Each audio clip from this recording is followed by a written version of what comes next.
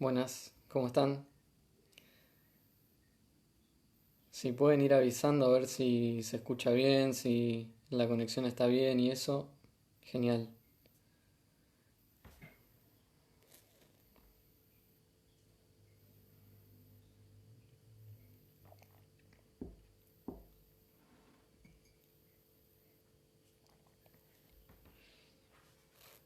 ¿Se escucha bien? ¿Se ve bien?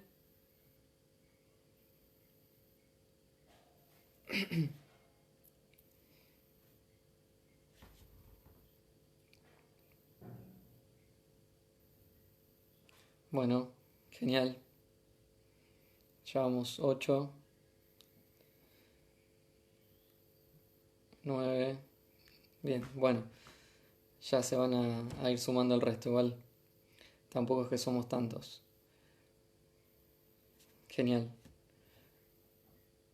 Bueno, hoy en realidad esta clase nos la debíamos hace bastante, porque es la primera que tenemos de mundial del siglo XIX. Y bueno, han pasado un par de semanas. El tema es muy importante, al mismo tiempo es complejo. Han estado leyendo bastante. Ahí dice Gabriel, no se escucha, pero las chicas decían que se escucha bien. Así que Juan debe ser tu celu o algo.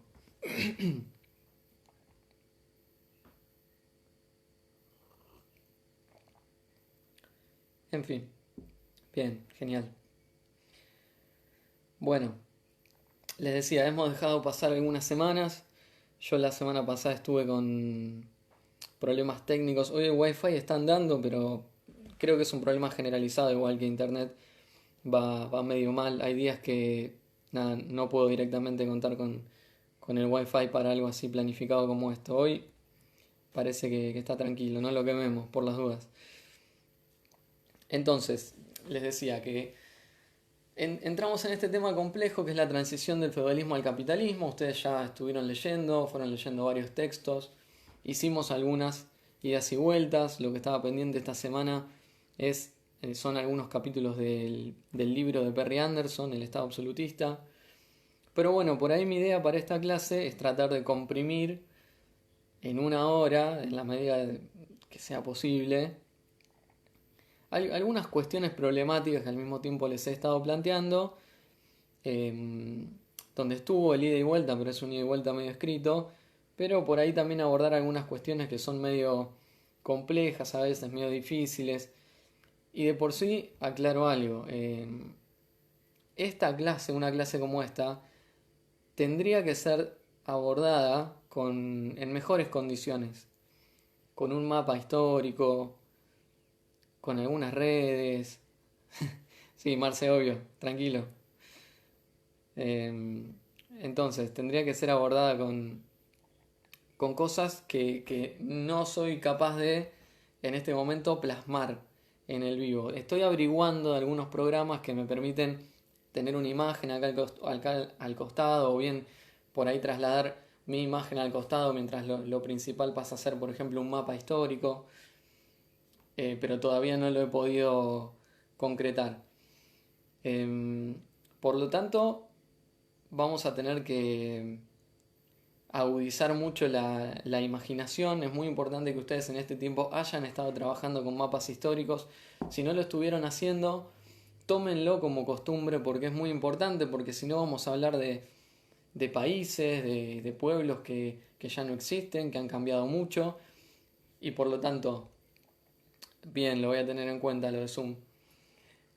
Por lo tanto, es muy importante que ustedes se hagan al hábito de trabajar siempre con mapas históricos. Creo que se lo decía, creo que Laureana el otro día había mandado uno al grupo y me puse contento porque efectivamente es algo que ayuda un montón. Entonces, para retomar un poquito, nosotros empezamos con Michel Bott, que es este librito que tenemos acá, Historia del Capitalismo. Además, bueno, está el problema de que ustedes lo ven espejado, entonces yo no es que puedo mostrar un mapa histórico y trabajar así. no serviría mucho. Trabajamos con el primer capítulo de este libro, que es Historia del Capitalismo de Michel Bott. Seguimos con algunos capítulos de Kosminski, el soviético, Historia de la Edad Media. Después continuamos con Otto Vargas, ya conocido por ustedes porque vieron en segundo varios capítulos. En este caso nos toca ver el primero. Y lo último son algunos capítulos del libro de Perry Anderson, El Estado Absolutista. Para tratar de hacerlo sencillo, tendríamos por un lado un pantallazo a lo que son el siglo XVI y XVII en Europa, y en segundo término, aunque está todo relacionado, el problema de la transición del feudalismo al capitalismo. Entonces, para ir a este pantallazo, digamos, de los siglos XVI y XVII, retomando un poco desde donde dejaron ustedes en segundo y al mismo tiempo actualizando algunos problemas, ¿no? Algunos debates. Y en eso algunas cuestiones, ¿no? Ustedes seguramente en segundo, siempre estamos hablando más que nada de Europa, llegaron hasta la crisis del siglo XIV y un poco más, por lo que estuve hablando con Pablo. Hasta el siglo XVI tengo entendido que llegaron con las reformas protestantes y ese tipo de cambios en Europa. Entonces, en eso es muy importante ubicar que el siglo XIV es un quiebre en Europa. Es un quiebre porque implica, o sea, es muy conocido el siglo XIV por ser el siglo de la peste negra, ¿no?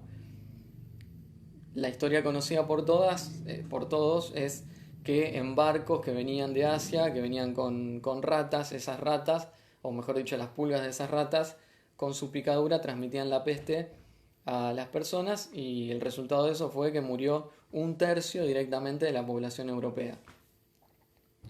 Eso es lo sencillo, y al mismo tiempo actualiza lo nuestro, porque estamos viviendo una pandemia mundial que no tiene las características de la peste negra, porque no es que va a matar a un tercio de la humanidad, pero que sí ha trastocado absolutamente nuestra forma de vivir, de producir, de interrelacionarnos, etc. Por lo tanto, es un contenido que está bueno para problematizar lo nuestro y para traer a la actualidad. Ahora bien, seguramente ustedes vieron que la crisis es un quiebre, porque por un lado la crisis se explica no por las ratas y las pulgas, ¿no? Sino que se explica en el marco de estructuras económico-sociales y relaciones de producción que venían de antaño y que empiezan a entrar en crisis. De hecho, ahí podemos encontrar muy claramente lo que es la contradicción entre las fuerzas productivas y relaciones de producción que ya vienen siendo viejas, que son las relaciones de producción feudales. Porque en realidad lo que estaba en el fondo de eso, que era que los señores sobreexplotaban a los campesinos y habían producido en el siglo XIII una gran expansión que implicaba, por ejemplo, talar una gran cantidad de bosques, poner en cultivo esos bosques, desecar pantanos, llevar adelante, digamos, la colonización y la puesta en producción de tierras que ya no eran tan fértiles como el corazón productivo europeo, tanto de Inglaterra como de Francia, ¿no? Por lo tanto, en el siglo XIV, la potencialidad productiva de esas tierras se agota, pero los señores le siguen exigiendo a los campesinos, como antes, o incluso quizá en mayor medida por esta cuestión que había tenido el siglo XIII de exaltar el lucro, de un comercio que había sido masivo. Seguramente leyeron el libro de Jacques Le Goff, Mercaderes y Banqueros de la Edad Media, bueno, que nos ilustra mucho lo que fue ese siglo XIII con su epicentro comercial en el norte de Italia, ¿no? Ese comercio obviamente tenía como destinatarios a la nobleza feudal, que para conseguir dinero para hacerse de esos bienes y para hacer grandes banquetes y para mejorar los castillos y para mejorar las peleas, etc., debía sobreexplotar a los campesinos. Por lo tanto, las ratas y las pulgas llegan en un momento donde los campesinos tienen hambre. Tienen hambre por la cantidad de rentas que le piden los señores, que le deben pagar a los señores, y porque las tierras producen menos. Entonces, al atacar sobre una población que está hambreada y que tiene las defensas bajas, eso hace desastres y al mismo tiempo mata a la población que estaba trabajando en el campo, por lo tanto se reduce la provisión de alimentos y así se entra una cadena de crisis que en algún momento se corta, pero eso va a ser recién a fines del siglo XIV. Entonces, es importante ubicar acá que estas crisis del feudalismo son crisis distintas a las que experimentamos nosotros en el capitalismo, porque eran crisis de escasez, es decir, faltaban alimentos. No es como ahora donde las crisis son de sobreproducción relativa, es decir, porque sobran determinados productos en determinadas ramas de la producción y que no se pueden vender. Eso genera al mismo tiempo una baja en los beneficios, intentos de los capitalistas para descargar esa crisis sobre la clase obrera, etcétera. Pero es crisis de que en una parte sobra, y esas crisis feudales eran crisis de que faltaba en realidad. Ahora bien, decimos un quiebre en la crisis del siglo XIV porque al mismo tiempo trae grandes cambios. Los campesinos luchan en el siglo XIV, no es solamente crisis, crisis, crisis, sino que hay grandes luchas campesinas. Y lo que consiguen en Inglaterra, en Francia, es la libertad. Libertad jurídica, muy importante, porque dejan de ser siervos. Es decir, dejan de estar sometidos personalmente al Señor. El Señor ya no les puede exigir como antes que determinados días al año le fuera a cultivar la reserva señorial, le fuera a levantar una empalizada, le fuera a esquilar las ovejas, etc. ¿Sí? Seguía pidiendo renta, pero era renta que era en especie, en moneda, y era más que nada por el uso de la tierra que supuestamente pertenecía a los señores, ¿no? Es decir, no hay más una dependencia personal por parte de los campesinos, que conquistaron a través de luchas su libertad. Estos cambios sociales van a ir permitiendo que aparezcan en escena nuevamente algunos que teníamos medio desaparecidos por ahí, que eran los reyes. Porque justamente desde el año 1000 los reyes habían perdido una gran cuota de su poder, sobre todo en Francia, donde se tengan en cuenta que el estudio quizá clásico del feudalismo es el de Marc Bloch, La sociedad feudal, que es de Francia, y que toma como ejemplo clásico del feudalismo lo que tiene lugar entre el Loira y el Rin, que son territorios franceses, y donde una de sus características es la pérdida del poder por parte de los reyes y la descentralización, es decir, que por todos lados hay señores que tienen poderes que antaño habían tenido los reyes. Y cuando hablamos de estos poderes, no decimos solamente poder de que los campesinos le vayan a cultivar la tierra o de cobrarle renta a los campesinos, sino poderes políticos. Por ejemplo, administrar justicia. Eso es lo que sería el famoso derecho de Van, ¿no? En vez de haber una justicia centralizada estatal como la que estamos acostumbrados nosotros, el señor de un determinado señorío podía ejercer justicia directamente. Era él el que elaboraba determinadas normas, sancionaba, podían acuñar moneda. Quiere decir que lo que nosotros conocemos como los poderes estatales o los poderes políticos no estaban en manos del rey que ejercía ese poder sobre un territorio estatal, sobre un territorio nacional.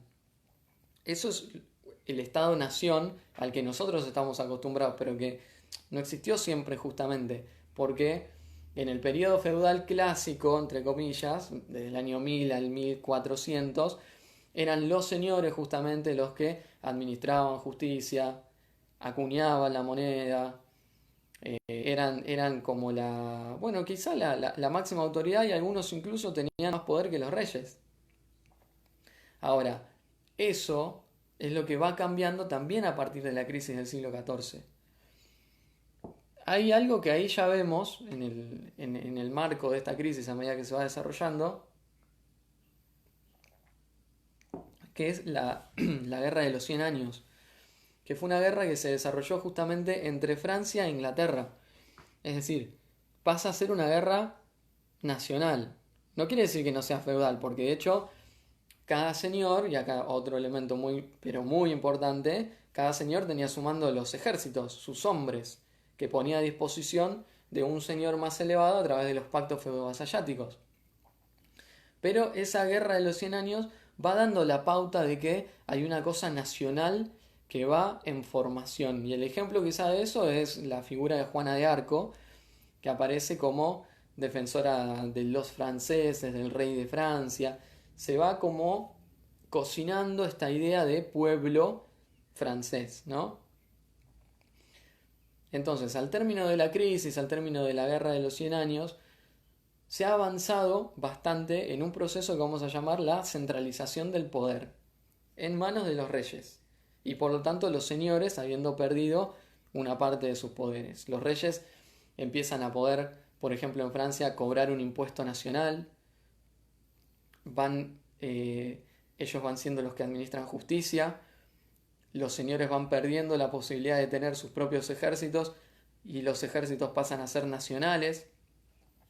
Por lo tanto, esa idea de feudalismo clásico, digo clásico entendido en términos de Marc Bloch, de Duby, de la Escuela de los Annales, se va, podemos decir, desintegrando. Entonces esto lleva mucho a decir que la crisis del siglo XIV no solo era una crisis feudal, sino que había sido de alguna manera el golpe de muerte del feudalismo. Problemático, porque de nuevo, dependiendo de dónde nos paremos para hablar de esto. Porque si nos paramos a hablar desde la terminología que usa la escuela de Annals, y bueno, sí, puede ser, porque ese poder de los reyes efectivamente pasó a construirse en mayor medida y los señores pasaron a perderlo. Ahora, si hablamos en términos de marxismo, donde para identificar un tipo de sociedad tenemos que ver el modo de producción y por lo tanto las relaciones de producción y tenemos que ver qué clase social domina el Estado, y es distinto, porque justamente ahí vamos a tener todo este problema de qué es lo que pasa entre los siglos XV, XVI, XVII y el advenimiento del capitalismo con una imagen que es más reconocida por nosotros como sería el capitalismo industrial, que es recién en el siglo XVIII, ¿no? Con la revolución industrial, a partir de la entrada de la revolución francesa, etc. Esto más o menos para ponernos un poco en tema. Después vamos a volver en un ratito sobre esta cuestión, pero por lo menos la dejo planteada, ¿no? Entonces, ya lo que nos ocupa, digamos que es el siglo XVI, en realidad la idea no era ver en detalle todo lo del siglo XVI, porque ustedes ya lo vieron. Lo que pasa es que necesariamente por ahí para ver algunas cuestiones del siglo XVII al siglo XVI más o menos lo teníamos que repasar al menos. Por eso me parece muy importante el texto de Michel Bot, que es en realidad, como ven, un libro de historia del capitalismo, que es un libro de historia económica. Pero es muy valioso porque no es un libro de historia económica común. Ustedes se habrán dado cuenta que le prestan mucha atención a las ideas. Y en ese sentido me gusta mucho porque le da mucha atención a las ideas de la época, tiene testimonios y además tiene gráficos y cuadros y tablas que cuando uno les puede dar una vuelta son muy, muy interesantes, ayudan mucho. De hecho, algunas cosas de este estoy usando para el secundario. Incluso también es muy bueno porque, como plantea acá, de 1500 hasta nuestros días. Entonces empieza en ese capítulo que vieron ustedes, pero termina en la actualidad. Que es muy importante porque no es una cosa solamente de historia, tipo el pasado muy separado de nuestro presente, sino como planteamos siempre, la historia para entendernos a nosotros. Por más que Michel Bot tenga algunas cosas criticables, que bueno, ahora en todo caso vamos a verlas.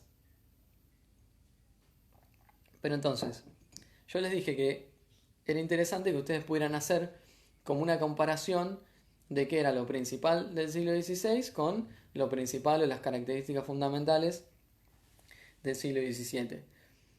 Entonces se habrán dado cuenta ahí que el siglo XVI poniéndonos en el marco de Europa, ¿no?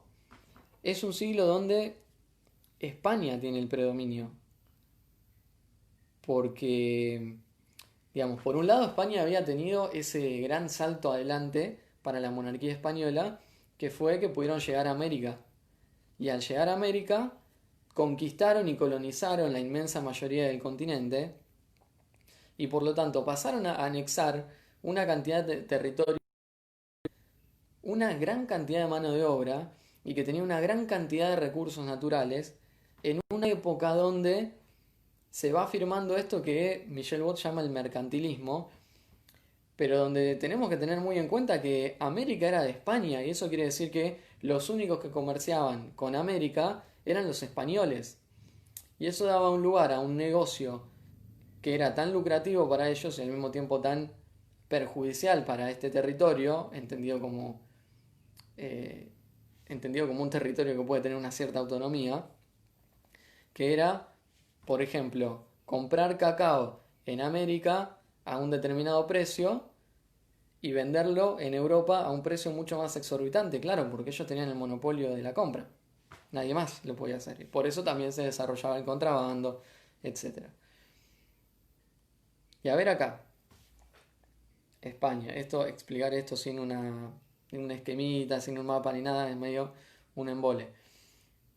Pero los que gobernaban España eran la dinastía Habsburgo, lo que vamos a llamar los Austrias.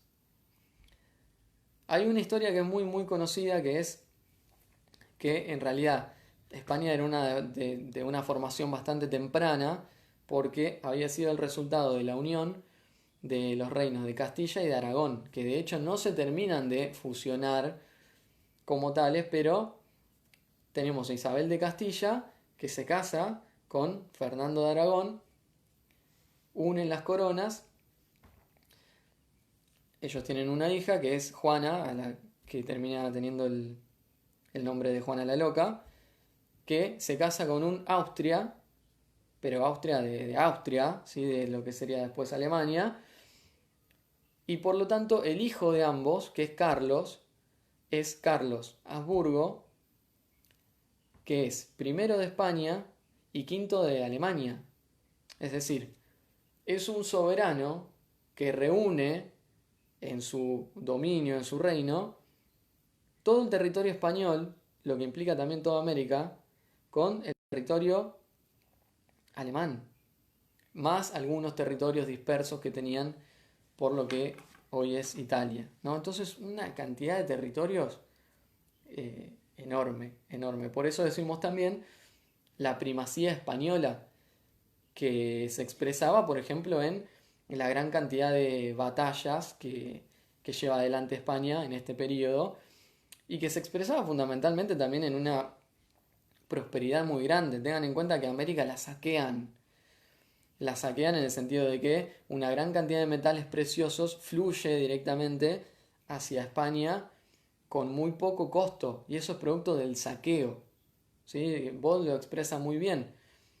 Llegan, encuentran en las zonas incas llamas hechas de plata, ornamentos, adornos de oro, de plata, etcétera, y todo eso se lo llevan y lo derriten y lo usan para beneficio propio. Eso es saqueo. Después va a venir la puesta en producción, por ejemplo, de las minas de plata, con la mita, ¿no? Con los indios, la puesta en funcionamiento de la encomienda, etcétera, formas feudales, le vamos a decir nosotros, de hacer trabajar a los indios, pero un salto adelante muy importante en eso fue el saqueo, el robo directamente, el pillaje.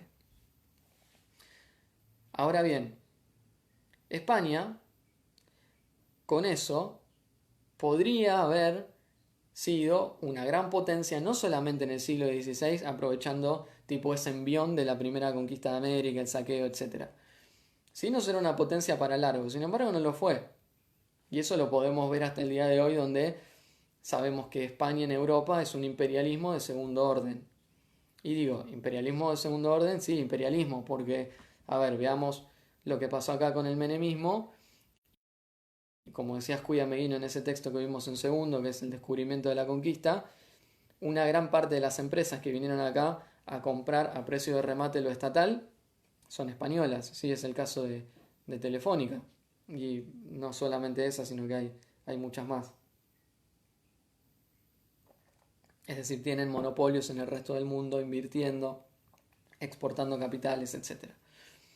Entonces, España, Perry Anderson nos va a decir que España fue uno de los países más enemigos del desarrollo burgués. Porque un cierto desarrollo burgués que tenían en las ciudades lo van a aplastar directamente. Y no va a haber muchos esfuerzos de tratar de desarrollar nuevas producciones. Nuevas producciones, por ejemplo, textiles, manufactureras. Vos haces una analogía que está muy buena, que dice, España era como la boca, que lo único que hace es masticar algunas cosas, se queda con algunas migas, pero el resto va al sistema digestivo. España era la boca, pero el sistema digestivo era Inglaterra y era Holanda, lo que serían los Países Bajos, ¿no? ¿Por qué? Bueno, porque justamente en Inglaterra y en Holanda se venían desarrollando nuevos tipos de producciones, nuevos tipos de manufacturas, por ejemplo, más baratas en el campo, usando mano de obra campesina, de campesinos que se iban quedando con pocas tierras y que por lo tanto tenían que usar una parte de su tiempo para trabajar para un comerciante a cambio de un salario. Esas manufacturas textiles que se van realizando son muy baratas, las van pudiendo vender en el resto del mundo. Son nuevas relaciones de producción, porque no es que estamos hablando de un señor que exige por coacción extraeconómica el trabajo de un campesino, no, sino que hay una relación asalariada. No es una relación asalariada completamente capitalista como lo vemos al día de hoy, porque no estamos hablando de obreros completamente libres, que no tengan tierra, sino que estos campesinos tenían muy poca y por eso tenían que usar una parte de su tiempo para trabajar para otro a cambio de un salario. España no hace nada de eso. Y de hecho, lo que más le va a convenir inicialmente es desarrollar la economía de sus clases dominantes, de los grandes terratenientes, de los laneros sobre todo. La lana la vendían en Inglaterra, la vendían en Holanda y directamente llegaban las manufacturas de afuera. Esto también se da porque tiene lugar una gran inflación en España. Entonces, nosotros tenemos experiencia de sobra con la inflación. Por lo tanto, imagínense que producir un textil en España no solamente era más caro porque no se daban las condiciones económico-sociales para su producción, porque por la inflación que había era muy caro y era más barato traer algo de Inglaterra o traer algo manufacturado de Holanda y al mismo tiempo terminar vendiendo eso a América, aunque no era lo que pasaba siempre, también había textiles de Castilla que se vendían en América. El resultado de todo esto va a ser que España se va a estancar económicamente, ¿no? Y que va a haber una gran prosperidad en el siglo XVI, pero ese empuje se va a ir terminando hacia fines del siglo XVI. Entonces es muy importante que ustedes tengan en la cabeza que el siglo XVI es el de los Austrias mayores. Carlos I y Felipe II. Son como los reyes de la prosperidad española, defensores acérrimos del catolicismo. Y los reyes del siglo XVII son los reyes de la decadencia española, los Austrias menores, que van a ser Carlos II, Carlos III y Felipe IV. Y ahí es cuando se termina la dinastía Habsburgo, en el siglo, que es en 1700, y en el siglo XVIII tenemos una nueva dinastía, que es la dinastía Borbón, que era de la familia de Francia en realidad, ¿no? Porque habían tenido una posición prevalente en la Guerra de Sucesión Española. Digo esto porque es muy importante para ubicarnos, ¿no? Entonces, siglo XVI, tenemos ese predominio español con el gobierno de la dinastía de los Habsburgo, pero también van pasando otras cosas. Y en eso creo que una de las cuestiones principales que ustedes seguramente ya vieron son las distintas guerras de religión o por la religión, que es en el marco de la difusión de la Reforma Protestante.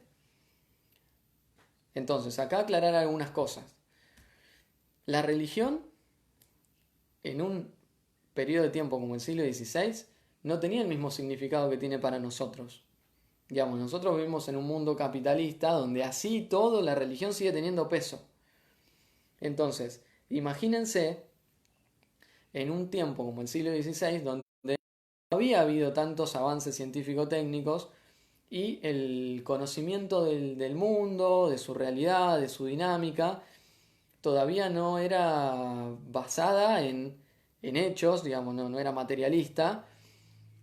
Por lo tanto, como dice Christopher Hill, la religión acompañaba a los hombres desde la cuna hasta la tumba. Era fundamental la religión.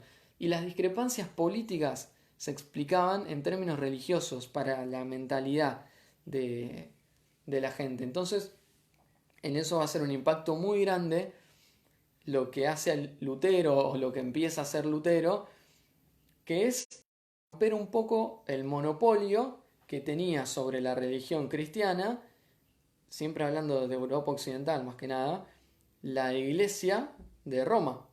Roma, no el Vaticano. El Vaticano es siglo XX, es durante el fascismo, pero el Papa en ese momento estaba en Roma.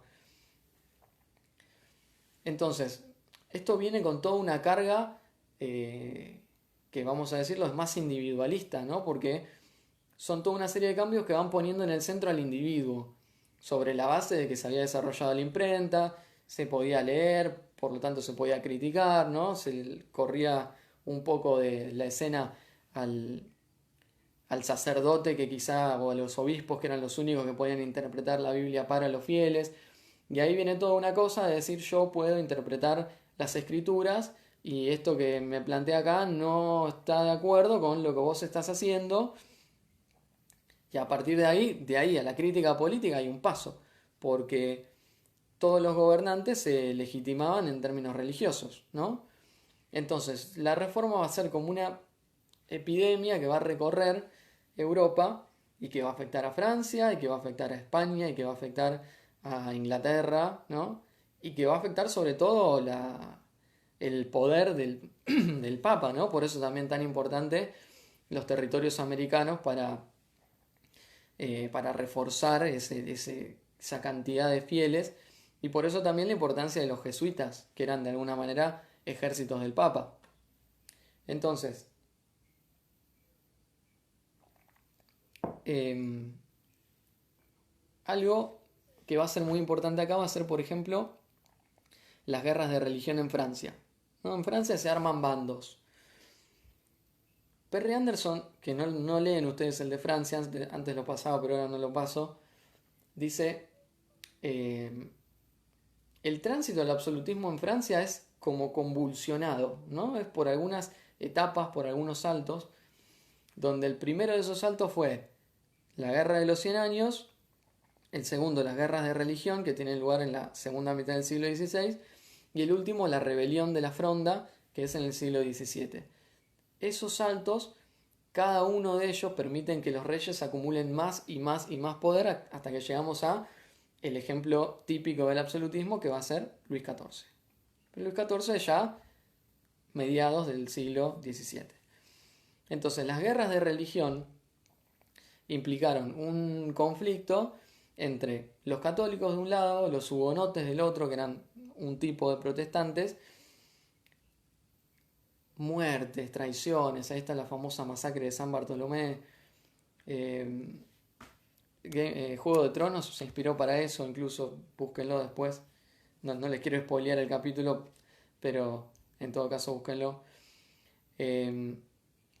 Lo que termina pasando es que en esa guerra civil que se arma, termina ganando un hugonote, que es Enrique de Navarra, que dice París bien vale una misa, y para mantener la unidad, digamos, termina convirtiéndose al catolicismo, pero al mismo tiempo permitiendo la libertad religiosa. Entonces, es importante que puedan ver que dos cosas, digo. Una cuestión es que no podemos subestimar la religión, no es que podemos decir, nada, en realidad eran todas disputas políticas, económicas y lo religioso no tenía nada que ver. Eso quizá podría ser ahora, pero no era así en ese momento. Porque lo religioso era muy importante y dividía aguas y dividía familias, como la política ahora. Entonces lo religioso era muy importante, pero al mismo tiempo tenemos que ver los trasfondos, que los trasfondos igualmente siempre son políticos, económicos, sociales, ¿no? Entonces, la reforma Sota Francia, la reforma Sota España, pero es muy importante lo que pasa en España.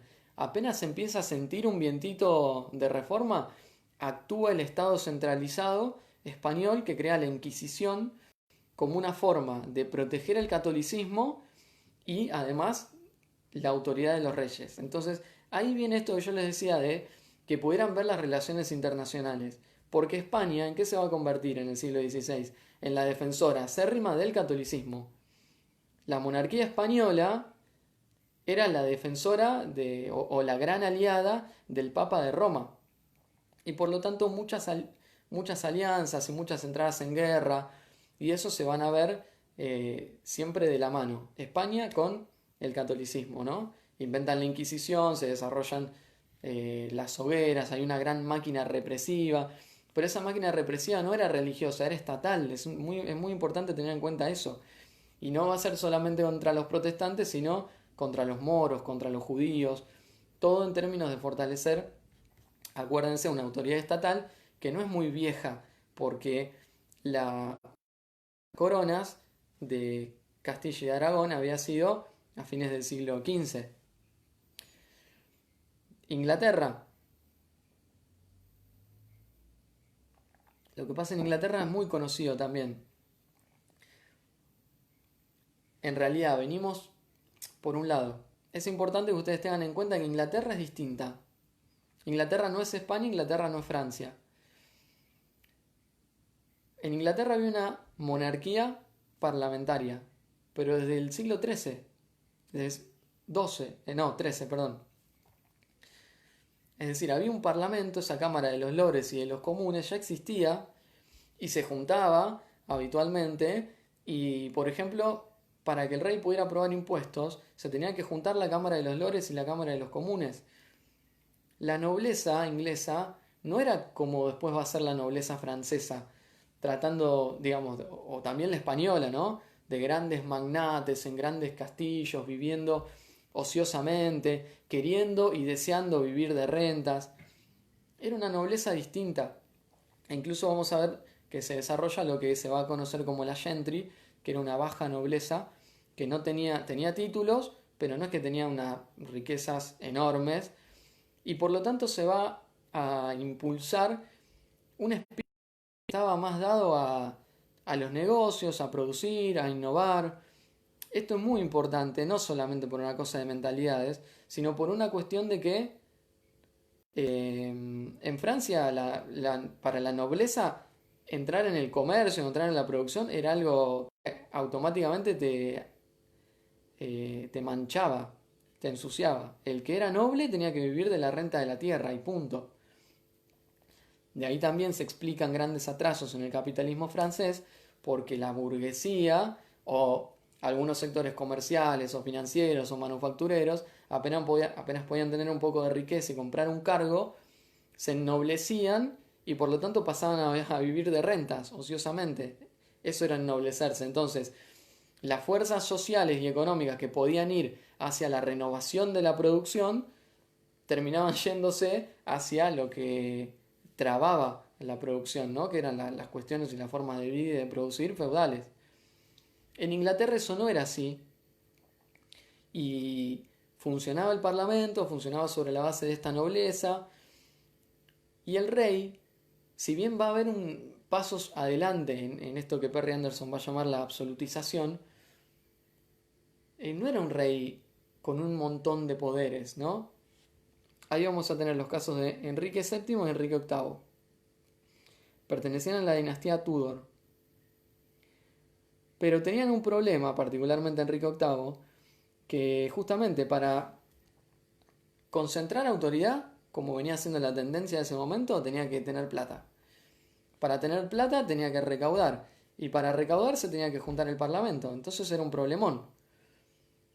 Por lo tanto, ahí entran en juego las cuestiones más de la vida cotidiana, ¿no? Enrique estaba casado, su mujer no le daba hijos varones, por lo tanto viene la posibilidad de divorciarse. El Papa de Roma no aprueba eso y en el medio de la ola de la Reforma Y bueno, qué mejor posibilidad que crear tu propia iglesia, como termina siendo el propio Enrique, donde se cree el anglicanismo, muy similar al catolicismo en relación a las estructuras jerarquizadas de la iglesia, y se termina convirtiendo en el jefe, tipo en el papa de su propia iglesia.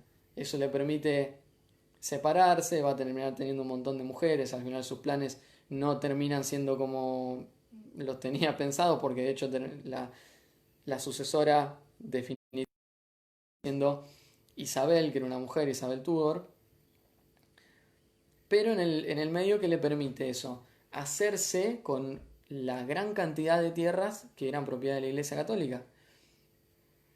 Entonces, en política, si Enrique se enfrenta con el Papa, Enrique se enfrenta con España.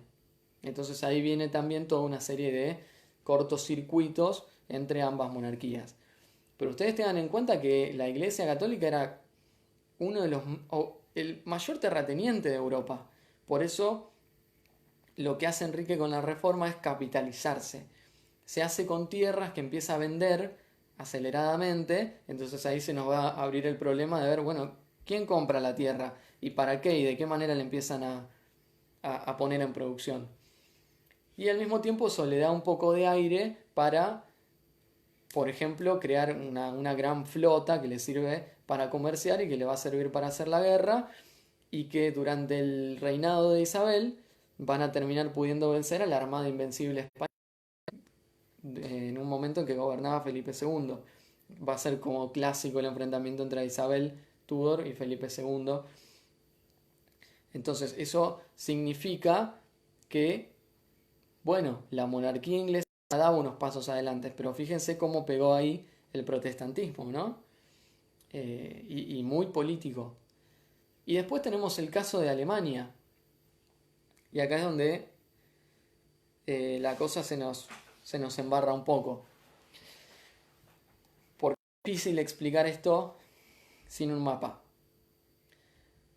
Vamos a hacer al revés y vamos a partir desde hoy hacia atrás. Así nos ubicamos un poco. Alemania hoy, traten de hacerse con el mapa, ¿no? Está en el medio, en realidad, algo que vamos a ver con Perry Anderson, hace como una división muy tajante entre Europa occidental y oriental. Y la divisoria es el río Elba. El tema es que el río Elba al mismo tiempo divide a Alemania. Lo que llega a esta cuestión de decir, bueno, entonces Alemania está tanto en Europa occidental como oriental. Sí. Alemania de hoy no es la misma que hace un tiempo. Tengan en cuenta que hasta 1989 habían existido dos Alemanias. La República Democrática Alemana, que estaba del lado soviético, y la República Federal Alemana, que estaba del lado más occidental, alineada con los yanquis, etc. Eso había sido así desde la Segunda Guerra Mundial. Entonces, antes de la Segunda Guerra Mundial había una Alemania. Esa Alemania podemos decir que más o menos había existido desde no mucho tiempo atrás. 1871 se unificó Alemania. No es mucho tiempo, hagámonos a la idea de eso. Es decir, nosotros ya teníamos nuestro segundo presidente, ¿no? Estaba Sarmiento en ese momento. Mitre Sarmiento, sí, Sarmiento. Y se formaba Alemania. Pero digo, es una cosa muy compleja porque nosotros ya estamos hablando de Alemania para el siglo XVI. Bueno, justamente porque hasta el siglo XX, hasta 1871, Alemania era más una idea. No era un Estado nacional a la manera que lo conocemos nosotros. En 1871 eso se termina de formar recién. Y es muy importante que ustedes lo tengan en cuenta porque vamos a ir viendo todo ese proceso a lo largo del año. Esa Alemania que se forma en 1871 era un imperio, que va a ser el imperio alemán hasta que termina la Primera Guerra Mundial, donde pasa a transformarse en una república. Ese imperio tenía a la cabeza al Kaiser.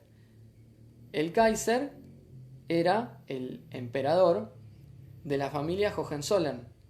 Ahora, ¿de dónde venía la familia Hohenzollern? En realidad venían de Prusia y anteriormente venían del electorado de Brandenburgo. Entonces, la familia reinante en el electorado de Brandenburgo, posteriormente reino de Prusia, que tenía además vinculaciones más polacas que alemanas, se terminaron convirtiendo en la cabeza del Estado alemán. ¿Y cuál es la clave de ahí? Que disputaron la unidad del Estado alemán con Austria. ¿Vieron que yo les estoy diciendo desde hoy que Carlos de la familia Habsburgo tenía al mismo tiempo el reinado sobre Alemania? Bueno, esa Alemania en realidad no era un Estado unificado, sino que era toda una serie de principados disueltos donde había un emperador, pero ese emperador no tenía poder sobre todo el territorio. Y ese emperador es lo que posteriormente va a ser no el emperador de Alemania, sino el emperador de Austria, de la familia Habsburgo. Entonces es importante que ustedes para el siglo XIX no pierdan de vista que hay una disputa entre la familia Hohenzollern de Prusia y los Habsburgo de Austria por unificar Alemania, y que va a ser en disputa con toda otra serie de estados, como por ejemplo Baviera. Yo sé que es un quilombo, pero es un quilombo, efectivamente.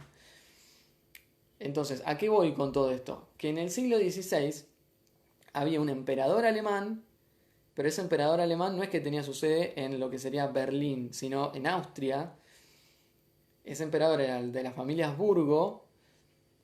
Ya no era Carlos, porque Carlos abdica el trono en su hermano Fernando I, Habsburgo, y ahí sigue la rama Habsburgo en Austria hasta ser el famoso imperio austrohúngaro, hasta la guerra, hasta la Primera Guerra Mundial. Y, digamos, va a haber una disputa porque, obviamente también, los Habsburgo, defensores del catolicismo, queriendo imponer su poder sobre el conjunto del territorio alemán, ¿qué van a ser los príncipes que en realidad querían escudarse de ese poder del emperador y seguir teniendo sus prerrogativas, su justicia, su poder político sobre determinados territorios, y ampararse en el protestantismo? Entonces, ese va a ser el caldo en el que Lutero puede desarrollar sus tesis, ¿no? Y a partir de ahí explota todo. En esa Alemania. Por lo tanto, ahí la reforma protestante va a impactar de manera tal que los príncipes se van a resguardar en el protestantismo para cuidarse de alguna manera del poder del emperador. Y eso nos lleva a el siglo XVII, la guerra de los 30 años, que es una guerra donde justamente se enfrenta el emperador Habsburgo con los príncipes, se mete ahí en el medio Francia, se mete Suecia, se meten todos. Es una guerra enorme, pero no gana el emperador. No gana. Y eso es muy importante para entender cómo Alemania, durante el siglo XVII, XVIII y gran parte del XIX, era más una idea. Eran todos alemanes, pero al mismo tiempo no había una Alemania. Y después esa unificación que se da en el 71 no va a ser sobre la base de los Habsburgo, sino sobre la base de los Hohenzollern. Ustedes tengan en cuenta que, por ejemplo, un tipo como Hitler, cuando leen Mi lucha y habla de, no que lo defienda Hitler ni a palo, pero me parece que son cosas que hay que conocer, y cuenta que cuando era chico le decía al papá, papá, ¿por qué si nosotros somos alemanes y los alemanes son alemanes no estamos todos unidos? Claro, porque Hitler era austríaco y son alemanes, ¿sí? Pero esa división viene de antaño, entonces para eso hay que entender todas estas cuestiones políticas, ¿no? Y sobre todo cómo termina la guerra de los 30 años, que, bueno, hay un montón de principados alemanes y el emperador no puede terminar extendiendo su poder sobre el conjunto de ese territorio. Entonces, siglo XVI, poder español, que ya sobre la finales del siglo se va viendo que eso se va diluyendo, y al mismo tiempo asoma Inglaterra, ¿no? Y es muy importante lo que dice Bott en relación a las ideas, ¿no? Porque una cosa que quizá puede ser criticable, ¿no? Pero él va tratando de rastrear qué elementos que ayudan al capitalismo a desarrollarse se pueden ir encontrando. Entonces, ¿qué elementos se encuentra él acá? Y que justamente con el protestantismo también se va dejando de lado esa idea de la época, digamos, más clásica, ¿no? De Santo Tomás, que cuestionaba o condenaba más bien la usura, los negocios, y se va a empezar a entender una idea distinta que que va a estimular al revés los negocios y va a entender la prosperidad material como un intento en esforzarse uno mismo por conseguir la salvación.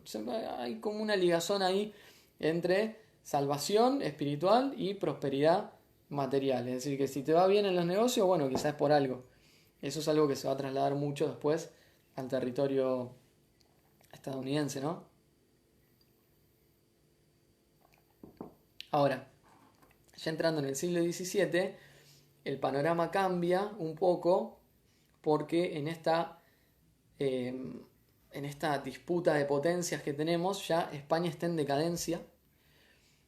Es el siglo español donde el tiempo del Quijote, diría Pierre Vilar, donde España decae porque esas riquezas que tenía América ya no las tiene. Gobiernan los Austrias menores en un ámbito de gran corrupción hasta que llega a gobernar eh, el hechizado, digamos, bueno, eso es otra historia, en todo caso lo dejamos para después. Pero está claro que España prácticamente ya no tiene el peso que tenía en el siglo XVI y que hay otras potencias que pasaron al frente, en particular Inglaterra, que en este siglo disputa con Holanda. Y también tenemos ahí a Francia. Entonces, lo de Holanda es muy importante porque constituye de hecho la primera revolución burguesa, que ustedes la leyeron con Kosminski, ¿no? Donde se enfrentan a ese intento absolutista y católico del rey español por tratar de sojuzgar completamente la independencia política de lo que van a ser las provincias unidas. Terminan ganando en esa guerra, también con apoyo inglés, y por lo tanto constituyen una república, digamos, con una política y una participación política de avanzada, donde ya vemos que hay relaciones capitalistas, ¿no? Y que al mismo tiempo tienen un dispositivo financiero y comercial que va a ser muy importante porque les va a permitir, por ejemplo, con la Compañía Holandesa de las Indias Orientales, llegar hasta toda la zona de China, de Japón, algunas zonas de la India, toda esa parte del sureste asiático, las islas, y traer de ahí distintos artículos de lujo para vender en Europa. Tengan en cuenta igualmente que son de lujo, entonces eso es importante en relación a que es un problema, ¿no? Porque el capitalismo no se caracteriza por vender solamente cosas de lujo, se caracteriza porque la gente para vivir necesita comprar y por lo tanto hay que vender de todo y mientras más masivo sea mejor. Después hay cosas de lujo, pero son secundarias. Entonces, está la importancia de Holanda además como territorio libre, ¿no? Porque es un territorio donde grandes científicos y filósofos huyen de otros lugares para ir a vivir ahí encontrando un clima de más libertad. Es importante lo que pasa en Inglaterra, pero nos vamos a detener más adelante en Inglaterra, por eso tampoco les pasé nada específico, porque justamente, más o menos viéndolo en rasgos generales, cuando muere Isabel Tudor, ella muere sin dejar herederos. Tengan en cuenta que era la reina virgen, por lo menos conocida popularmente como reina virgen, ¿no? Y asume una nueva dinastía que es la dinastía Estuardo. Los Estuardo venían de Escocia, son mucho más absolutistas, digamos, pretenden imponer una monarquía absolutista en esa Inglaterra donde tenía más peso el parlamento, donde la nobleza tenía las características que tenían. Primero gobierna Jacobo, después gobierna Carlos, y en 1640 estalla la Revolución Inglesa, que va a ser nos vamos a detener en eso un poquito más adelante, pero que cambia completamente el país, ¿no? Se saca un absolutismo de encima y al mismo tiempo pasa a imponer toda una cantidad de reglas. Con Cromwell, por ejemplo, las actas de navegación son muy importantes porque establecen que los barcos que llegaban a Inglaterra tenían que ser ingleses, o mejor dicho, que para comerciar, para decirlo en términos sencillos, si querés comerciar con nosotros, genial, pero tiene que ser en nuestros barcos. Y eso permitía astilleros, industria, contratar gente y además cobrar por el viaje, y por lo tanto va a ser un impulso muy grande a la manufactura textil inglesa y a la industria naval inglesa. Y cuando decimos industria naval también vamos a estar diciendo flota naval, es decir, que les permita hacer la guerra, teniendo en cuenta que es una isla. Entonces el siglo XVII es cuando hay tres grandes potencias que son Inglaterra, Holanda y Francia. Holanda termina decayendo un poco ya hacia fines del siglo, pero ciertamente Inglaterra pasa al frente y además va a disputar mucho con Francia porque, bueno, justamente el siglo XVII cuando la dinastía borbónica se termina afianzando con Luis XIV, pero antes de Luis XIV, como vieron en Kosminski, tienen lugar las regencias de Mazarino y de Richelieu. Y digo, Richelieu llega hasta un punto de decir, entre Richelieu y Luis XIV van a crear eso que es el Palacio de Versalles, cerca de París, a algunos kilómetros, donde lo que caracterizaba a Versalles era el lujo, pero eso era algo profundamente político, porque lo que hacía el rey con eso era garantizarse que la nobleza de corte estuviera ahí, en Versalles, y por lo tanto los podía tener controlados todo el tiempo. Y Richelieu llega hasta el punto de directamente derrumbar castillos para, de alguna manera, simbolizar lo que era el poder real. El que tiene el poder acá es el rey y punto. Entonces en Francia no se van a reunir más los estados generales, esa asamblea de estados generales que eran los nobles reunidos como en un parlamento, pues se llaman así parlament, y el rey va a poder hacer lo que quiera hasta que estalla la Revolución Francesa, que justamente no pierdan de vista que el disparador para el estallido de la Revolución Francesa, estamos hablando de 1789, más de 100 años después, va a ser, después de tanto tiempo, la convocatoria a Estados Generales nuevamente para discutir nuevos impuestos. Entonces, el siglo XVII es esto, no lo agotamos acá porque lo que no dice Bod, y eso es uno de, entiendo, de sus fallas, es que el siglo XVII es un siglo de crisis feudal, pero lo vamos a ver después con Hobsbawm en detalle. Ahora, en relación al problema de la transición, ya metiéndonos un poquito en lo otro, justamente lo que vamos viendo acá desde lo económico son algunas cuestiones que tienen que ver con que aparece, por ejemplo, el mercantilismo, sobre todo en el siglo XVII, ¿no? ¿Qué es el mercantilismo? Digamos, tiene como base una concepción económica que entiende que la riqueza de la tierra es finita. Finita quiere decir que hay una cantidad y por lo tanto esa cantidad lo máximo que podemos aspirar es a repartirnosla. Por lo tanto, lo que tengo yo no lo tenés vos. Y que esa cantidad y que esa riqueza en realidad estaba simbolizada en los metales preciosos. Por lo tanto, las políticas mercantilistas estaban basadas en comprar poco y vender mucho. ¿Para qué? Para tener más metales preciosos. Y además tratar de conseguir todo el tiempo minas, por ejemplo, ¿no? Si se vendía mucho, por ejemplo, manufacturas reales, como va a pasar en Francia, el propio Estado empieza a llevar adelante una política económica de producir textiles, producir alfombras, producir porcelanas, producir clavos, ¿no? De manera privada, porque crea monopolios, entonces le da a tal persona que probablemente era noble el monopolio para producir determinado artículo y venderlo o en las colonias francesas o donde se pudiera. Y se trataba de no comprar esas cosas afuera y de vender las propias. ¿Para qué? Para aprovisionarse de metales preciosos. Todo con la creencia de que si compraba poco y vendía mucho, tenía más metales preciosos y por lo tanto aventajaba a las demás potencias en esa carrera tanto económica como política, ¿no? Lo que quiero decir con esto es que hay un impulso a la producción, que es una producción urbana, que es una producción manufacturera, y hay también un impulso grande al comercio. Tanto en el siglo XVI como en el XVII, ¿no? Entonces ahí ubicamos el problema de la transición. Yo les decía en el escrito de la clase que tenemos este libro. Este es quizá mi libro favorito. No sé si se llega a entender ahí. La transición del feudalismo al capitalismo.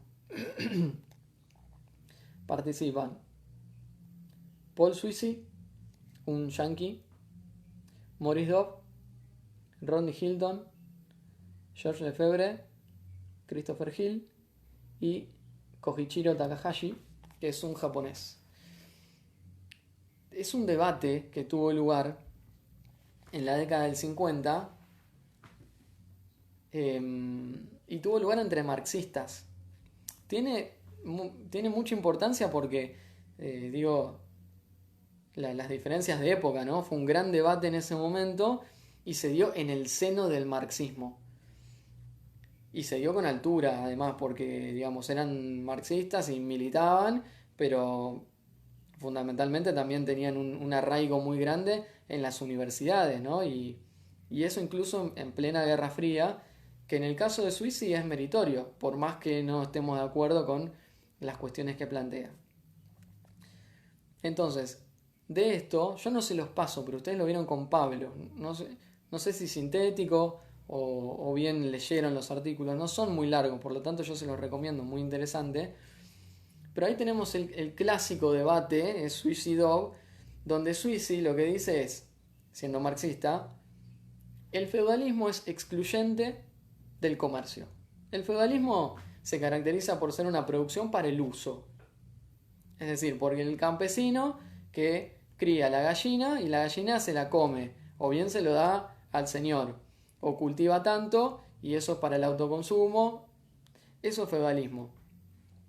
Por lo tanto, dicen, tenemos un problema porque el capitalismo recién lo podemos empezar a vislumbrar en el siglo XVIII.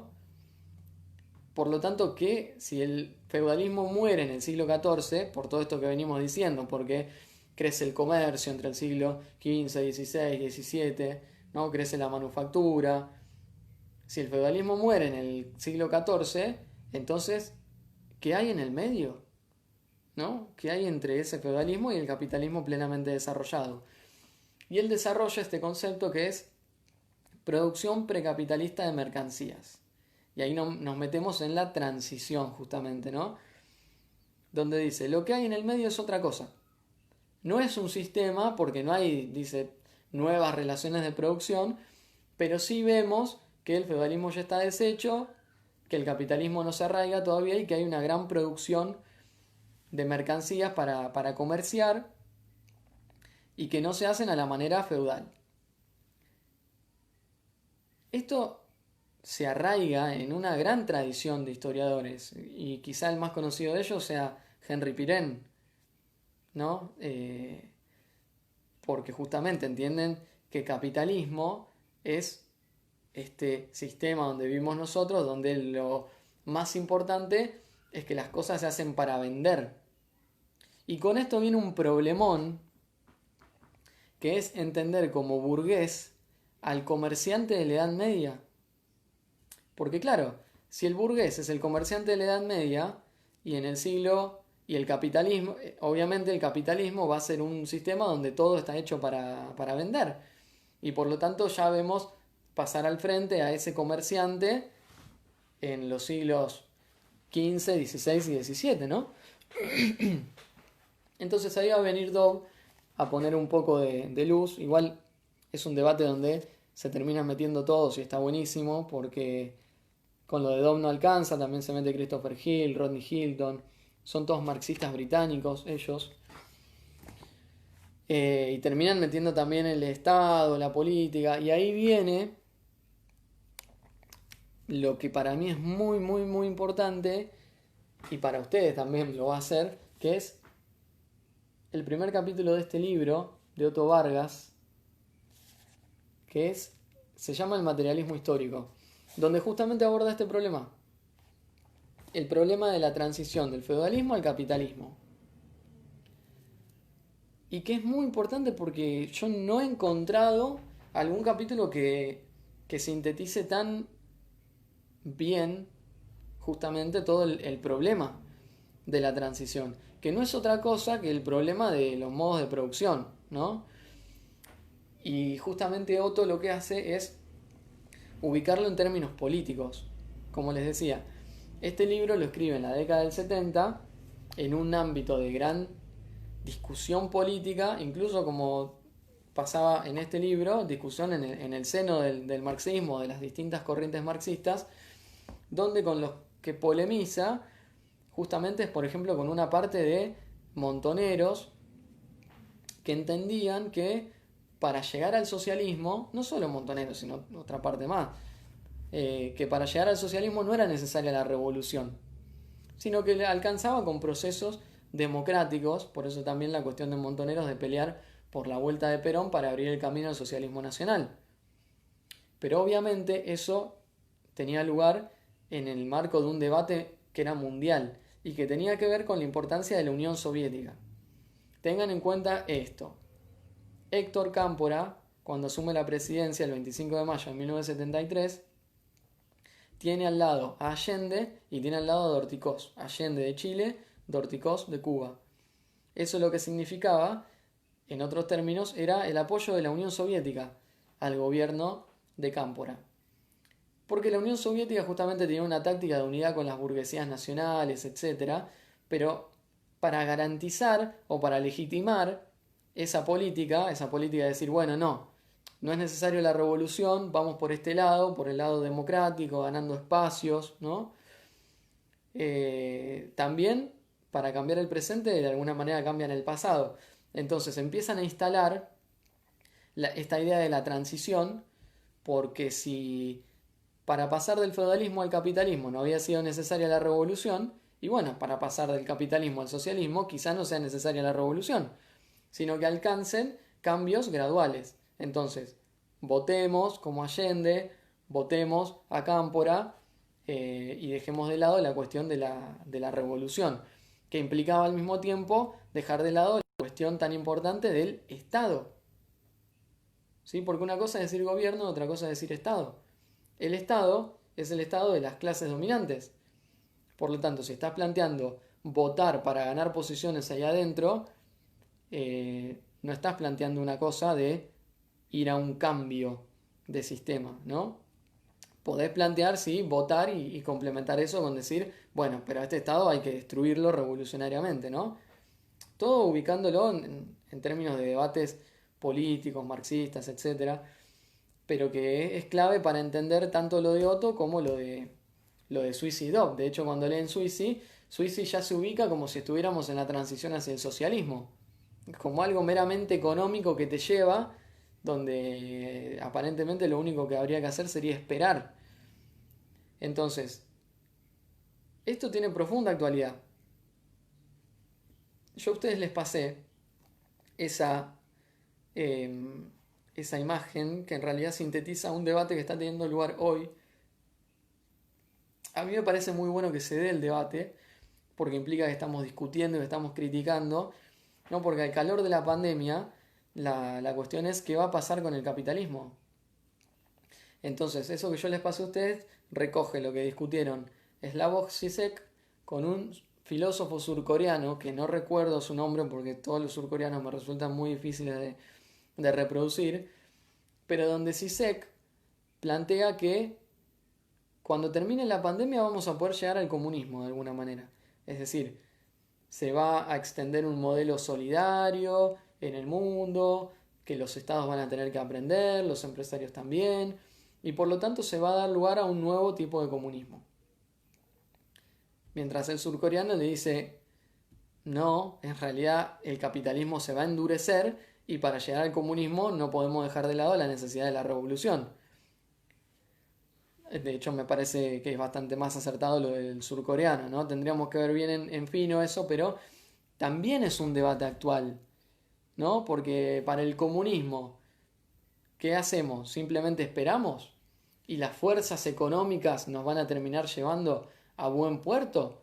¿Y es todo el problema netamente económico o es un problema también político y es un problema del Estado? Entonces, ahí, eh, ahí se metió Dani. Bueno, justamente eso es lo que estamos discutiendo. Es un gran problema, me parece que está bueno debatirlo no solo por política, sino porque también nos ayuda a entender todos estos temas históricos, ¿no? Entonces, en concreto, para pasar del feudalismo al capitalismo, ¿fue necesaria una revolución o no? ¿O fue simplemente un proceso evolutivo, ¿no? Económico, donde el feudalismo solo por lo económico se transformó en capitalismo? Esa sería la hipótesis de Suisi, ¿no? Y de hecho algunas cosas de Bode hay que coinciden ahí con esa cuestión circulacionista, porque fíjense que Michel Bode va encontrando qué es lo que pasa en la circulación, ¿sí? Primero es mercancía, dinero, mercancía, y luego dinero, mercancía, dinero acumulado, dinero acrecentado. Y Otto Vargas justamente viene a poner un poco de claridad en todo eso, ¿no? Porque él lo que critica es esta cuestión de las formaciones económico-sociales de transición. ¿Qué sería? Formaciones económico-sociales donde no predomina ningún modo de producción, que es lo que dice Suisi en concreto. A ver, distinta es la posición que yo les di ahí de Lublinskaya. Lublinskaya era una profesora soviética, justamente donde dice, en Moscú hace unos meses nos juntamos un montón de profesores de historia y discutimos. ¿Qué discutimos? Que en Francia hubo una revolución en 1789, pero que en realidad Francia ya era capitalista. Y que la revolución lo único que hizo fue legalizar el capitalismo que ya existía. Eso lo dice Lublinskaya en este libro, que también recoge debates, que está muy bueno, se llama El feudalismo. Estos libros se encuentran por Mercado Libre y suelen ser muy baratos. Entonces la cuestión es, bueno, está bien, entonces la revolución ¿para qué la hicieron? ¿No? Obviamente que no se puede resolver todo en el plano de un debate en el aire, sino que hay que ir al estudio empírico. Nos vamos a meter más en concreto en ese tema más adelante, pero justamente Otto Vargas le sale al cruce a todas esas posiciones. Y entendamos que son dos posiciones distintas, porque una cosa es decir con Lublinskaya, ya había capitalismo, y otra cosa es decir con Suisi, no había ni feudalismo ni capitalismo, sino que lo que había era algo intermedio. Eso vendría a ser más la cuestión de las formaciones económico-sociales de transición. Entonces, es importante lo de Otto. ¿Por qué? Porque nos permite ver y aclara algo que nosotros ya venimos discutiendo. El feudalismo es un modo de producción o una formación económico-social es feudal cuando predomina un determinado modo de producción que es el feudalismo, donde las relaciones de producción se dan a través de la coacción extraeconómica. Y es muy importante el papel del Estado. No podés, si no, te reducís a una cosa que es solamente económica. Entonces no tenés que ver solamente la cuestión de las fuerzas productivas, sino ver el Estado, quiénes son las clases dominantes, quiénes dominan el Estado. Entonces, él hace este primer capítulo de su libro para hablar de América y para hablar de la colonia en primer lugar y del virreinato del Río de la Plata. ¿Y por qué lo hace? Bueno, justamente porque va a decir, en la colonia tenemos que ver las relaciones de producción, sí, pero también tenemos que ver el papel del Estado. Entonces, ¿cómo vamos a plantear que América ya era capitalista si no solamente las relaciones de producción eran feudales, sino que el Estado estaba dominado por la nobleza feudal española?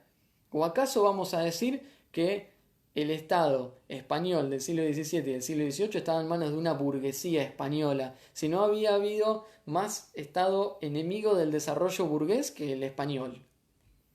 ¿No? Por eso va planteando todo lo que plantea en relación a lo de Lenin, por ejemplo, y los aportes que hace Lenin en El Estado y la Revolución, donde plantea esta cuestión del estado de las clases dominantes, que permite que ese sistema se reproduzca, ¿no? Porque si no, se cae en una cosa que es como la de Lublinskaya, de decir, Francia ya era capitalista y lo del Estado era algo absolutamente secundario, no pasaba nada. O sea, tranquilamente la Revolución Francesa podría haber pasado o no, que Francia va a ser capitalista igual. Y es una afirmación de de un peso, tanto histórico como teórico como político, que es muy importante y no es para dejarlo de lado. Entonces, con esto, Otto Vargas afirma lo del feudalismo y afirma lo del capitalismo, y donde dice, en el capitalismo se mete con el problema del comercio, ¿no? Pero para eso hay que aclarar que el feudalismo no es incompatible con el comercio. No, la verdad que no, nada que ver. Porque como decimos siempre, comercio había desde la época de Roma. Entonces, lo que hay que ver es la cuestión de la producción. Que eso es lo que le falta un poquito al texto de Michel Baude, ¿no? Y por eso Otto Vargas dice algo que es muy importante, que es, para que se desarrolle plenamente el capitalismo, tiene que tener lugar la acumulación originaria y la separación del trabajador de los medios de producción. Que haya trabajadores doblemente libres y que por lo tanto tengan que ofrecer su fuerza de trabajo a cambio de un salario. Porque eso es lo que permite que la burguesía, al contratar al obrero para producir, extraiga plusvalía. Y tiene esa cita de Marx que es maravillosa, donde dice, sin plusvalía no hay burguesía, sin burguesía no hay capitalismo. Entonces, cuidado con un montón de cosas. Cuidado con ubicar como burgueses a esos hombres de negocios del siglo XIII. No son burgueses, son hombres de negocios, son comerciantes. Pero el comerciante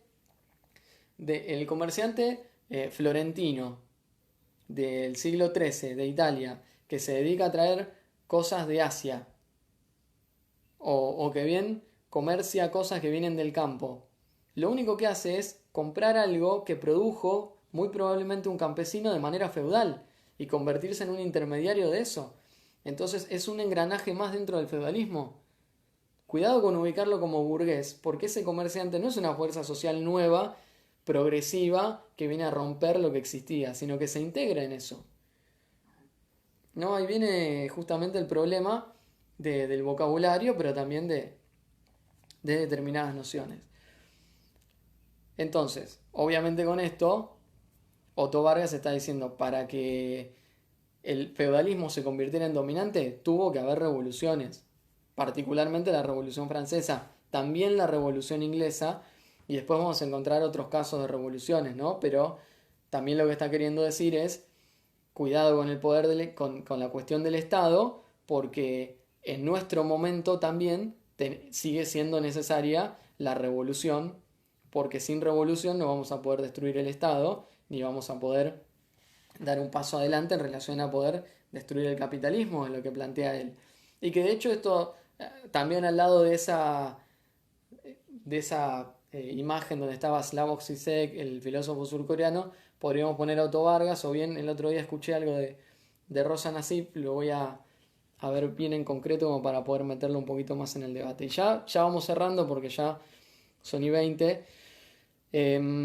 Nos quedaba lo de Perry Anderson, que encaja muy bien con esto.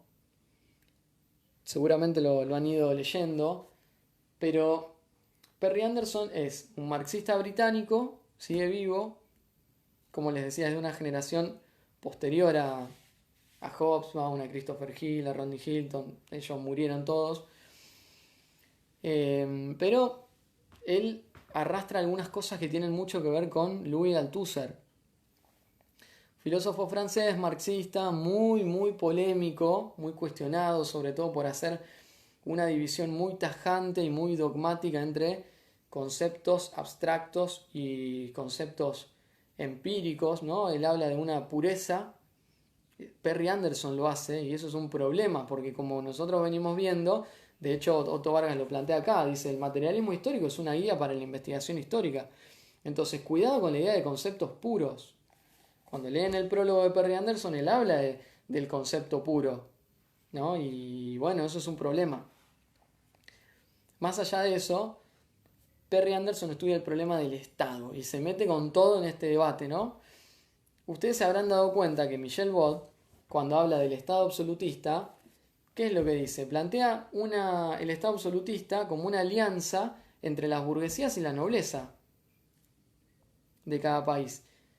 Él no lo dice, pero lo da a entender que el Estado está por encima de las clases sociales. No dice que el Estado es un Estado feudal, ¿no? Entonces está entendiendo esta cuestión de que el Estado absolutista sirvió como un mediador, porque eso es en realidad todo un debate que se ha extendido por años para poder determinar la naturaleza de ese Estado. ¿Por qué? Porque justamente vamos a hablar de gobernantes o de reyes, ya lo vimos con Richelieu y con Luis XIV, ¿no? Le tiran abajo los castillos a los señores.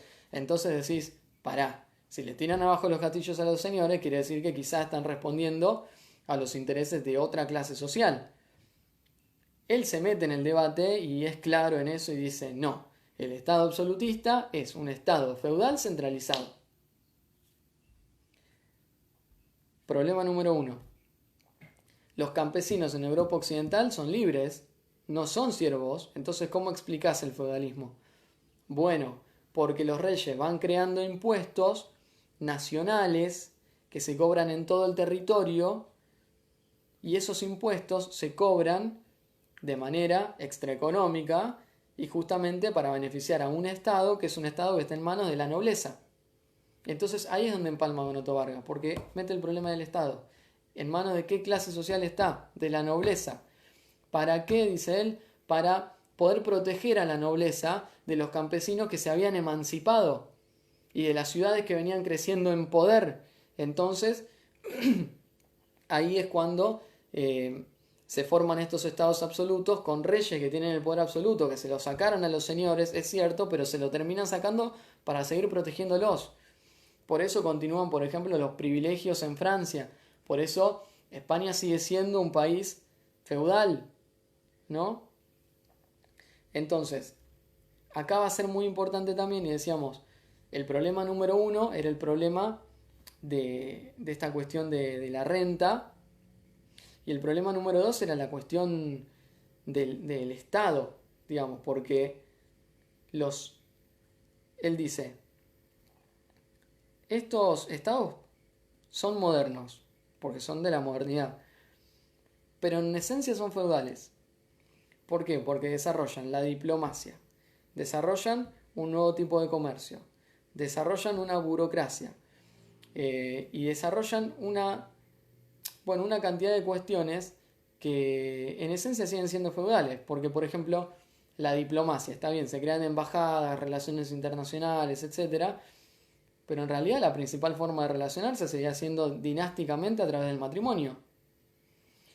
En relación a los ejércitos, por ejemplo, esto es muy importante porque los señores ya no van a tener más sus ejércitos, su castillo con sus hombres, ¿no? Con sus caballeros, sino que en realidad va a haber un ejército francés. Sí, está bien, pero era un ejército que era más que nada de mercenarios, que estaba hecho de esa manera para poder reprimir a los propios campesinos franceses. Entonces, en cada una de esas cuestiones va encontrando algún aspecto que desnuda su esencia feudal, podemos decir, ¿no? Y ahí es muy interesante también ver lo que hace con Europa Oriental. Tengan en cuenta que Europa Oriental comienza desde el río Elba hacia el este y que él encuentra el absolutismo en el este como algo mucho más tardío y que es diferente. Es diferente ¿por qué? Porque por un lado empieza más tarde y no empieza como en Occidente, porque en Occidente los campesinos eran libres, en Oriente no. Lo que pasa en Oriente, como vimos con la guerra de los 30 años, es que se mete Suecia y que Suecia va a ser, como él dice, el martillo del este, porque llegan los ejércitos suecos que tenían todo un entrenamiento bajo la disciplina, que estaban gobernados por un rey, y llegan a territorios como los territorios de Prusia, los territorios de Rusia, los territorios austríacos, y van ganando, van obteniendo victorias por todos lados. Entonces dice Perry Anderson, esto es un paso adelante para que las propias clases nobles del este se den cuenta de que tenían que cambiar y que tenían que renunciar a una parte de sus poderes para equiparar las superestructuras con Occidente. Entonces ahí vemos el origen del absolutismo en el este, a lo que también hay que sumar otra cuestión más, que es la necesidad de mantener férreamente gobernados y sojuzgados a los campesinos, que son campesinos siervos. Por eso se habla en el este de la segunda servidumbre.